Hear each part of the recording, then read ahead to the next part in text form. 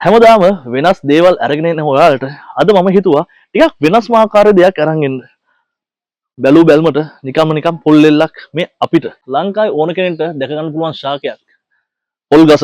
ඉතින් පොල් ගස ඉවතලන පොල් එල්ලේ මෙන්න මේ පොල් කෙන්දෙන් ලබා ගන්න මේ පොල් කෙන්දි වලින් මෙන්න මේ වගේ නිර්මාණ කරන්න පුළුවන් කියලා නිකමටවත් හිතුවද? 100% පොල් කෙන්දෙන් කරපු මාලයක්. ඔයාලා හිතනවාද පොල් කෙන්දෙන් මාල හැදුවට ශක්තිමත් භාවයක් තියෙනවද කියලා? පේනවද මොනතරම් ශක්තියක් තියනවද කියලා? බැලු බැලමට ඈතින් බැලුවොත් රත්තරන් මාලයක් ඒත් මේ පොල් කෙන්දෙන් 100%ක් කරපු පොල් කෙන්දෙන් නිර්මාණ. මේ නිර්මාණ කරන කතානායිකාවට මම මේ විදිහට එන්න කියන්න. මොකද මේක විශේෂයි කියලා හිතුන හින්දා තමයි මම මේ දේ අරන් එන්න හිතුවේ. අද දවසේ මගේ කතානායිකාව තමයි මේ ඉන්නේ ආශා. ඉතින් ආයි බෝවන්.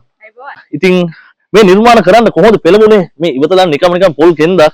ඉතින් මොකද්ද අරමුණ උනේ මේ පොල් කෙන්දෙන් මේ වගේ නිර්මාණයක් කරන්න කොහොමද හිතුනේ? මම කරන්නේ පොල් කටු සම්බන්ධවනේ ඒත් දැන් මම සාමාන්‍ය පොල් කටු වලට දාන කෝඩ් නූලක්.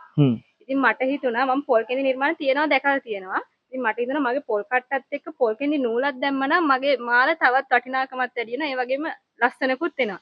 ඒ හින්දා මම පොල් කෙඳි සම්බන්ධව ඉගෙනගත් දින 4ක්. දින 4න් ඉගෙනගත්ත තමන්ගේ දැනුමෙන් මේ වගේ නිර්මාණ කරන්න සාමාන්‍ය කෙනෙක්ට හිතන්න පුළුවන් මේ පොල් කෙන්දෙන් මේ ඉවතලන පොල් කෙන්දෙන් මේ වගේ දෙයක් කරන්න පුළුවන් කියලා. ඇත්තටම සාමාන්‍යයෙන් අශ පොඩ්ඩක් මේක අල්ලගන්න හිතුනට ටිකක් වෙනස් දෙයක් මම ඉස්සෙල්ලා එකයි කිව්වේ දැන් බැලු බැල්මට රත්තරන් මාලයක් හා පෙනුම තියෙනවා කට්ටියට හිතන්න පුළුවන් මේක ශක්තිමත් භාවයක් තියෙනවා කියලා මේ ඇදලා පෙන්නන්න මේ හිතුනට හයියක් තියෙනවා ඉතින් ගන්න කෙනෙක්ට බය නැතුව ගන්න පුළුවන් මොකද අර හැමෝම කැමති විදිහක් තියෙනවා ඒ කියන්නේ අන්කෝමන් ඩිසයින් වලට කැමති කට්ටියක් ඉන්නවා ෆැෂන් වලට කැමති කට්ටියක් ඉන්නවා මේක වෙනස් ෆැෂන් එකක් ඉතින් ඔයාලට ඕන නම් ආශාරා මිලදී ගන්නත් පුළුවන් ඉතින් ආශා කියන්න කොහොමද මේ නිර්මාණය කරන්නේ අපිට කරලා පෙන්නන්න පුළුවන්ද මේක කරන්න කොහොමද කියලා අපි ඉස්සලාම පොල් එල්ලෙන් පොල් කෙඳි වෙන් කර ගන්නවා. ඊට පස්සේ ඒ වෙන් කරගත්ත එක කෙන්දක් අරගෙන මේ ඉදි කට්ටෙන් දාලා තමයි අපි ගොතන්න ගන්නෙ. මෙන්න මෙහෙම ඉදි කට්ටෙට දාලා අපි මෙහෙම ගැටයක් දාගන්නවා. ඊට පස්සේ මේකට අපි ගන්න පෝක් කම්බි කූරක්. පෝක් කම්බි කූරල් ලී එකට ගහලා ඒක වටේ තමයි අපි අර ගොතන එක කරන්නේ. මේ මෙහෙම තියා ගන්නවා. ඊට පස්සේ මෙහෙම දෙපාරක් ඔතනවා. ඊට පස්සේ මේක ඉස්සලාම ගන්න අපි මේ ගැටේ දාගන්න එක. ඉන්න මෙහෙම ගැටේ දාගෙන ඊට පස්සේ ආයෙ වටයක් අරන්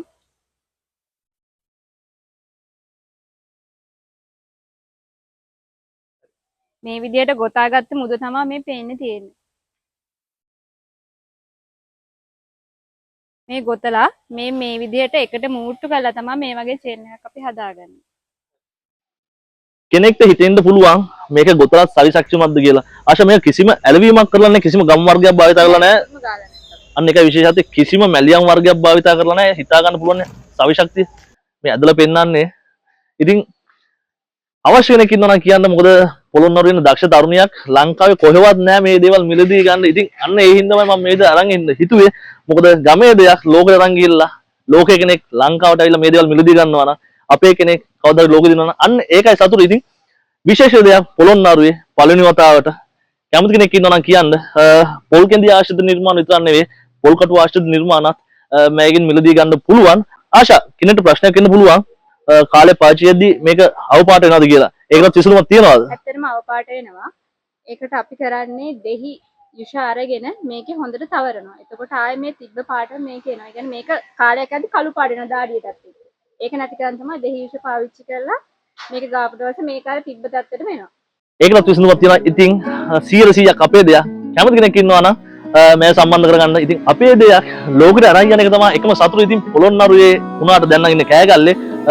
ඒ හින්දා සම්බන්ධ කරගන්න පුළුවන් කෙනෙක් ඉන්නවා නම් සම්බන්ධ කරගෙන මේ නිර්මාණ මිලදී ගන්නත් අමතක කරන්න එපා. අන්තිම වශයෙන් මතක් කරන්න ඕනේ මෑගේ Facebook page එකේ තියෙනවා ATR coconut craft කියලා. ඒක ගිහලා follow කරන්න. මෑගේ වීඩියෝ තියෙනවා. ඉගෙන ගන්න කෙනෙක් උනත් අලුතින් දෙයක් පටන් ගන්න කෙනෙක් උනත් ගුරුවරුකම් දෙන්න සූදානම් ඉන්නවා. ඒකයි විශේෂත්වය. ඒ වගේම දෙයක් කියන්න ඕනේ. මම සාමාන්‍යයෙන් වීඩියෝ එකක් ෂෙයා කරන්න කියලා මම සාමාන්‍යයෙන් ඉල්ලන කෙනෙක් නෙවෙයි. මෑට කරන උදව්වක් විදිහට පුළුවන් නම් ෂෙයා කරලා මේ වීඩියෝ එකට සපෝට් එකක් දෙන්න. මොකද මේ වගේ දේවල් කරන ලංකාවේ තරුණයන් අද හරිම අඩුයි. අන්න ඒ හින්දාම ෂෙයා කරලා උදව් කරන්න. මේක ජාත්‍යන්තරයට යන්න ඕන නිර්මාණයක්. මොකද විදේශිකයන් ලංකාවට එනවා. විදේශිකයන් මේ දේවල් වලට හරිම කැමති. අන්න ඒ හින්දාම මෑගේ Facebook page එක follow කරලා මේ වීඩියෝ එක ෂෙයා කරලා දෙන්න. ඒක තමයි මෑට කරන ලොකුම උදව්ව.